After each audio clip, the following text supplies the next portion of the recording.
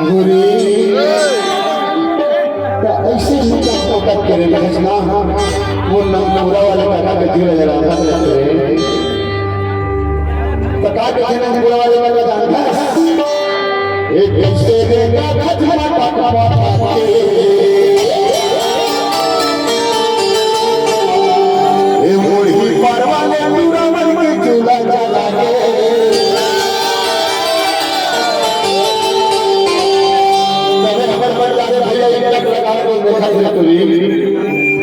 मस्त ओ कोनो लेली ही जुमावो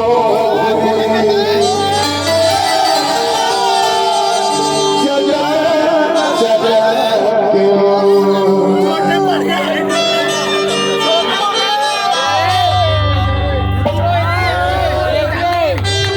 कोनो लेली ही जुमावो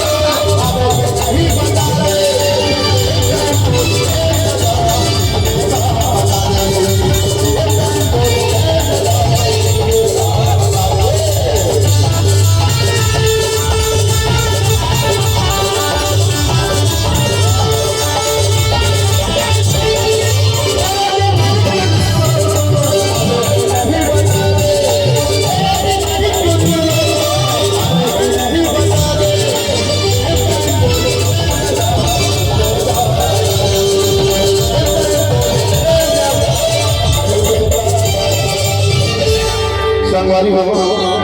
पीछे थोड़ा कसर जवाब आता तो पीछे वाले को मतलब डिस्टर्ब हो थोड़ा सा रिक्वेस्ट है पीछे थोड़ा सा पीछे ठीक है ना तो दुनिया जी हां जी तबे का कटर कहा वो कहा अरे हला हला मेरा देखा और फुकरा कस्तूर गाल है अरे हला हला मेरा देखा और फुकरा कस्तूर गाल है तबे तो जब मोटूरा में बैठे गा करके तबे तो सुनना सुनना कोनो ले ले ही चुमाओ